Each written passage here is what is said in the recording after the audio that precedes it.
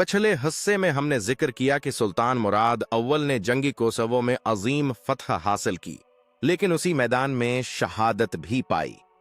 अब हम बात करेंगे उनके जानशीन सुल्तान बायजीद अव्वल की, जिसे दुश्मन यल्दरम यानी बजल्ली के लक़ब से पुकारते थे।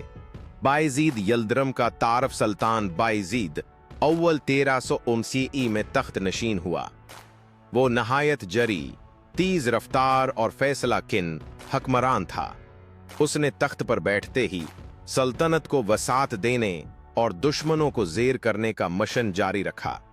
फतूहात की रफ्तार सुल्तान बायजीद ने बल्कान की मजीद रियासतों को फतह किया, सर्बिया को मुकम्मल ताबा किया, बल्गारिया को अथमानी सल्तनत में शामिल किया, मकदोनिया और अल्बानिया पर मुकम्मल कंट्रोल हासिल किया। की फतूहात इतनी बर्क रफ्तारी से हुए कि यूरोपीय अक़वाम हैरत ज़िदा रह गईं।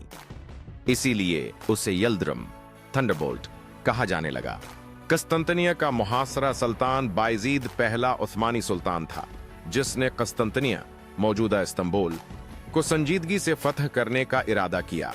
आस ने शहर का मुहासरा क्यागर्द व नवाह की सप्लाई लाइंस बंद कर देंकलाए तामीर किए और शहर को तन्हा कर दिया, लेकिन यूरोपीय सलीबी ताकतों ने कस्तंतनिया की मदद के लिए एक बहुत बड़ा लश्कर रवाना किया और यूं एक अजीम जंग का आगाज हुआ। जंगी निकोपोलिस, बैटल ऑफ निकोपोलिस। 30